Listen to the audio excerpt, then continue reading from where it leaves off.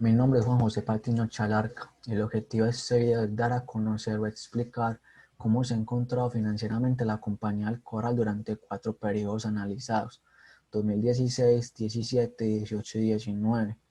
Además de dar respuesta a la pregunta de si genera valor o si por el contrario lo destruye y por qué.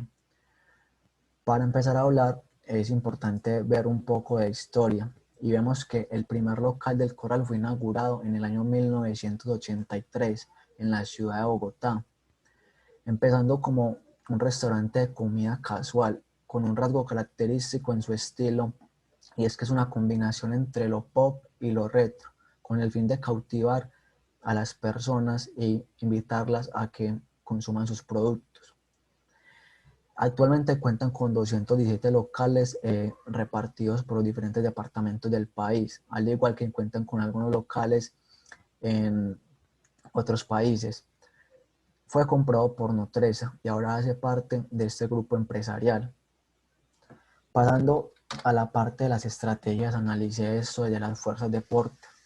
La primera es la rivalidad entre competidores, y ellos se enfrentan a esto por medio de una estrategia de distribución. Y es que están ubicados estratégicamente en diferentes puntos en los que ellos creen que es posible acaparar más público, más consumidores para que entren a sus establecimientos. En el concepto de franquicia vemos que ellos lo manejan y se les facilita para poder esparcirse a nivel internacional. Y en la calidad de producto vemos que es algo a lo que ellos le apuntan siempre, a que sus productos sean con los ingredientes frescos, a que su carne sea la mejor. En la segunda amenaza de nuevos competidores, lo que ellos buscan es anticiparse a los cambios del mercado, evolucionar constantemente, innovar. Sin intermediarios quiere decir que la comida va preparada desde la cocina de ellos, por ellos mismos, hacia el plato de sus consumidores. En la negociación con proveedores es su fuerza más destacable, y es por su sistematización. Tienen un sistema que vigila, controla y evalúa todos sus proveedores, con el fin de que siempre estos le proporcionen la mejor calidad de productos, de insumos. En el tema rigidez, ellos están constantemente exigiendo la licencia de los proveedores. En las otras dos estrategias, en las otras dos fuerzas, perdón, en la amenaza de productos y servicios sustitutos, vemos que se enfrentan a esto por medio de sus dos otras líneas, que es Beer Station y el Corral Gourmet, que son otros dos tipos de conceptos pensados para otro tipo de público. En poder de negociación con el cliente, vemos que lo que ellos buscan es generar experiencias, generar ese ambiente dentro de cada uno de sus locales. La comunicación se presenta de voz a voz, y es algo que a ellos les ha funcionado. En la fidelización con clientes, lo que hacen es que a sus clientes más fieles les dan una tarjeta Platinum con la cual tienen derecho a algunas promociones. Últimamente el Corral se ha visto un poco perdido en su parte estratégica, y es dada la competencia que primero siempre han tenido con las otras cadenas grandes de hamburguesa, y que ahora se presenta con los negocios pequeños, por decirlo así, de hamburguesas artesanales, y que han generado una confusión de estrategia que no sabe si seguir siendo liderazgo en producto o excelencia operacional. Esa confusión para mí creo que es lo que ha generado lo que a continuación verán, que es los análisis financieros que se realizaron. Pasamos entonces al análisis vertical y horizontal del estado de resultados. Vemos que acá el elemento más destacable es el margen EBITDA, dado que es un indicador que nos permite identificar si una compañía está siendo bien gerenciada o no. Y en este caso el Corral para todos los años cuenta con un margen EBITDA positivo. De hecho, si miramos de 2016 a 2019, tiene un aumento del 9.6%, dejándonos como conclusión que el Corral se encuentra bien gerenciado. Ahora vemos que las ventas se han mantenido constantes. Más interesante sería analizar el margen operacional, que para el 2017-2018 presenta bajas, y que posiblemente estas bajas se deban a un incremento en el gasto de venta y distribución, relacionado con que por sus otras dos líneas, como el Corral Gourmet y Beer Station, necesitan incurrir en gastos como capacitación de un personal con otros tipos de características, infraestructura un poco más exclusiva, para estos dos tipos de locales. El haber incurrido en estos gastos parece ser que le rindió frutos para el 2019, dado que en ese año el margen operacional quedó en 9.9%. Hablando ahora del costo de la mercancía vendida, vemos que si lo vemos de una forma vertical, se ha mantenido constante, pero desde el análisis horizontal lo han logrado reducir, pasando del 2017 en 10.5 al 2019 en 6%, y que probablemente eso se deba a una mejora con proveedores o a que tengan una alianza con otras compañías del mismo grupo empresarial que les proporcionen los insumos necesarios para poder cumplir con las operaciones, al igual que pueda haber una reducción en el desperdicio en los puntos de venta.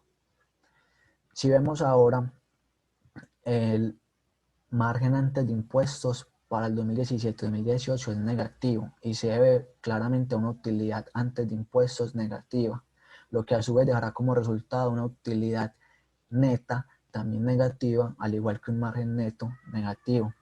Probablemente eso se deba a un alza o a un aumento en los gastos financieros, y que con la poca utilidad operacional que se generó en estos 2 años, no lograron cubrir con este tipo de gastos. Que la utilidad neta negativa también influye en el ROE, pero esto lo veremos más adelante y con más profundidad. Pasando ahora al análisis vertical y horizontal del balance general, nos damos cuenta acá que en el activo no corriente, que también dentro de ese está el activo fijo, vemos que representa más de la mitad del porcentaje del activo total, lo que es algo normal para este tipo de compañías, dado que cada expansión requerirá de activos fijos, más locales, a su vez de más freidoras, más neveras, etc.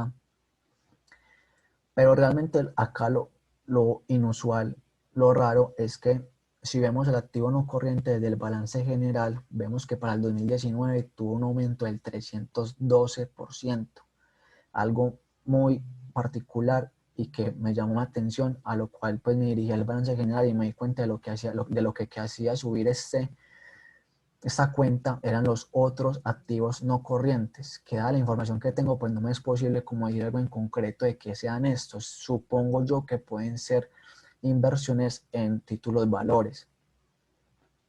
Pasando al pasivo, vemos que acá las cosas son un poco más proporcionales. Tanto el pasivo corriente como el no corriente representan importantes porcentajes respecto al pasivo total, pero acá el importante sería el pasivo corriente. Y vemos que la cuenta de cuentas comerciales por pagar es la que representa porcentajes más elevados, lo que nos deja como conclusión que el Corral se encuentra muy endeudado con sus proveedores. Nuevamente aquí en el pasivo nos damos cuenta de que hay algo muy extraño, y es que en el pasivo no corriente presenta un aumento del 456% en el 2019, algo que pues volvió a llamar mi atención y me di cuenta de que los otros pasivos no corrientes son los que aumentan eso, y que probablemente suceda a que el Corral está endeudado en esta parte no con bancos, sino con empresas pertenecientes al mismo grupo empresarial, y que este otro pasivo no corriente financie ese otro activo no corriente. En el patrimonio vemos que se han mantenido muy constantes y que todo lo que se genera en patrimonio va a parar a resultados acumulados.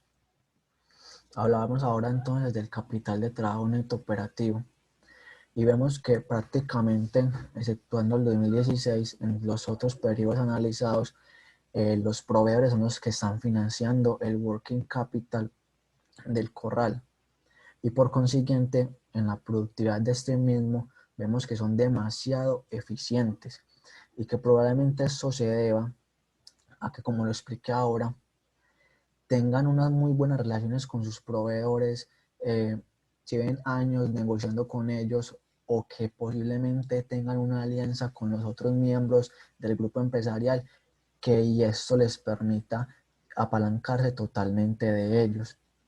Algo que nos termina por confirmar eso es que si nos fijamos en la relación de inventario con proveedores, que es la que nos indica qué tanto el inventario está siendo financiado por ellos, por los proveedores, vemos que en todos los periodos da menor a 1, dejándonos como conclusión de que el inventario está siendo totalmente financiado por los proveedores. Con respecto a la rotación de inventario, vemos que en los últimos 2 periodos han sido un poco menos eficientes, dado que en la rotación de inventario en días han aumentado los días y en el inventario en veces han disminuido. Con respecto a la productividad del activo fijo, vemos que todos los años han ido logrando ser un poco más eficientes con esto, demostrándonos que están siendo eficientes con la capacidad instalada con la que cuentan. Pasamos ahora a uno de los temas centrales y más importantes del video, que son las rentabilidades. ¿Qué es? Son el beneficio que obtienen los inversionistas por comprometer su dinero en una alternativa. ¿Qué nos miden? Nos miden qué tan rentables son esos dineros que están siendo invertidos en la compañía. Empezaremos entonces ahora con la rentabilidad del accionista o el ROE, y lo compararemos con el CAE. Para empezar, vemos que el ROE para el 2017 y 2018 dan porcentajes negativos. Y esto es más que todo por la utilidad neta negativa que, como lo mencioné ahora, influiría en este caso. Y es porque el patrimonio, que es el dinero que invierten los accionistas tanto para activo fijo como para el capital de trabajo, pues vemos que en activo fijo se han mantenido constantes, que lo vimos anteriormente. Y en el capital de trabajo neto operativo está siendo totalmente financiado o están apalancados por los proveedores. Entonces, que este ROE de negativo en estos 2 años de entrada nos dice así que no están generando valor para los accionistas. Pero uno diría, listo, en el 2019 presentó un ROE positivo, pero entonces, ¿qué pasa? Que esto lo tenemos que comparar con el CAE, que es la tasa mínima que esperan los accionistas. Al comparar esto, ninguno de los ROEs es igual o es más alto que el CAE. Por lo tanto, se podría decir que no genera valor para el accionista. Pero entonces, bueno, la pregunta es, ¿qué hace que el CAE, que es lo mínimo que ellos esperan, sea tan alto? Entonces, si nos fijamos, vemos que el CAE responde al nivel de deuda y esta compañía está demasiado endeudada, por lo tanto es demasiado riesgosa y por consiguiente el CAE se va a ver alterado, va a subir y a la hora de compararlo con el ROE, pues nos va a dar que no están generando valor, sino que por el contrario están destruyendo valor para los accionistas. La otra rentabilidad es la de los inversionistas o el ROE, que para este caso, esta compañía para todos los periodos analizados, 2017, 2018 y 2019, los presenta positivos, pero tanto en el 2017 como en el 2018 son porcentajes demasiado bajos. ¿Y por qué pasa esto? Bueno, el ROIC está compuesto por la UODI, que a su vez se deriva de la utilidad operacional, que tanto para el 2017 y 2018 hemos visto que se ha encontrado demasiado baja, y también está compuesto por la parte de la inversión, que en este caso se da a través del patrimonio y el pasivo financiero, que es la deuda con bancos. Vemos entonces que para esta parte la deuda bancaria es mucho más grande que el patrimonio, lo cual hace que al momento de dividir esta UODI tan baja sobre esa inversión tan alta que están teniendo que hacer y que está siendo más que todo financiada por los bancos, da como resultado este ROIC tan bajo. Y bueno, listo, para el 2019 da un ROIC muy alto, pues da un ROIC bueno. Pero ¿qué pasa? Que esto, al momento de compararlo con el WACC, vemos que para ninguno de los periodos está generando rentabilidad o está generando valor para los inversionistas. Pero entonces la pregunta es, ¿qué pasa que el WACC está dando más alto que el ROIC? Si nos enfocamos en el cálculo del WACC, vemos que aquí tanto el CAE como el WD son los que responden al nivel de deuda. Y como ya lo hemos venido diciendo, el nivel de deuda en esta compañía es demasiado alto, demasiado. por lo que tanto el KE como el WD van a ser los factores que van a alterar el WACC para que este suba y que sea mayor que el ROIC en todos los años. Por lo tanto, esta compañía no genera valor, sino que destruye valor para los inversionistas. Antes de pasar a otro de los temas más importantes, es pertinente entender la reinversión. Y es que en esta compañía pasa algo muy particular, que en vez de presentarse reinversiones en todos los periodos, se presentan desinversiones. ¿Pero por qué pasa esto? Porque en cada uno de los periodos el working capital está siendo financiado por los proveedores. Pero en el 2018 pasa algo muy particular, y es que para este año tanto las cuentas comerciales por cobrar aumentaron, el inventario aumentó, y a pesar de que los proveedores también hayan aumentado, la cuenta de los proveedores también haya aumentado, vemos que aquí sí tuvieron que realizar un poco más de inversión en el working capital, dejando un grado de desinversión menor al de los otros periodos. Entendiendo esto, pasamos entonces al flujo de caja libre, que es el efectivo que le queda a los inversionistas. ¿Qué pasa en esta compañía? Que los flujos de caja libre para todos los periodos son positivos. ¿Pero por qué en el 2017 y 2018 si se presentan WODIs bajas? ¿Por qué en el 2017 se presenta un flujo de caja libre más alto? Esto pasa por lo que acabo de explicar. La desinversión en este periodo fue muchísimo más alta. Lo mismo que pasa en el 2019. Tanto la WODI como la desinversión fueron tan altas que generaron el flujo de caja libre más alto de todos los periodos. Ya viendo esto, para ubicar los cuadrantes, vemos que esa compañía se mantiene durante todos los periodos en el cuadrante 2A, dado que a pesar de que tienen flujos de caja libre positivos, en ningún momento el ROIC es superior al WACC, lo que hace que esta compañía permanezca acá y no pueda alcanzar el cuadrante 2B o la tierra prometida, como lo llamamos en clase. Continuamos entonces con el flujo de caja del accionista, y en esta compañía pasa algo muy interesante, y es que a pesar de que en el 2017 y 2018 cuentan con utilidades netas negativas, vemos que gracias a la desinversión que tienen en todos los periodos, o bueno, en 2017 y 2018, que fueron los años en los que generaron flujo de caja de accionistas positivos, gracias a la desinversión lo pudieron hacer. En ningún momento la compañía paga dividendos. Esto entonces, el flujo de caja del accionista, entonces ese dinero iría, creería yo, que abono a deuda o se quedan resultados acumulados.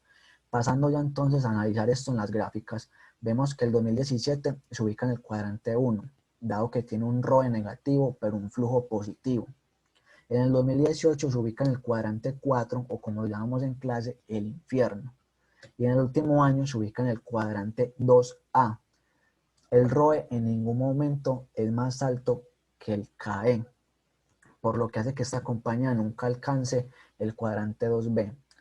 Para finalizar la presentación, culminaré entonces con las conclusiones, recomendaciones y bibliografías. En la parte de las conclusiones se puede ver que hay una confusión en la parte estratégica, no saben si apuntarle a la excelencia operacional o al liderazgo en producto. Con respecto al margen de EBITDA, se concluye que es un muy buen margen y por lo tanto esta compañía se encuentra bien gerenciada.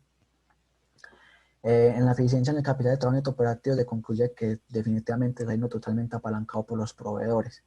Para dar respuesta si esa compañía genera o por el contrario destruye valor, la respuesta es que destruye valor en todos los periodos analizados, tanto para el accionista como para el inversionista.